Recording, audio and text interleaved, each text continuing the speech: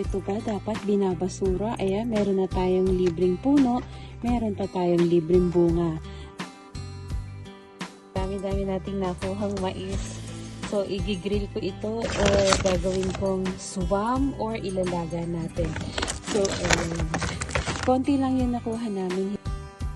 Kasi hindi naman kami nagpunta talaga dun sa mga pinamamasurahan natin. Doon lang kami nagpunta sa mga nagdaanan namin dahil may nilakad kami today. At ito nga, blessing pa rin yung ating mga nakuha. So, kita-kita tayo sa aming upload mga kador.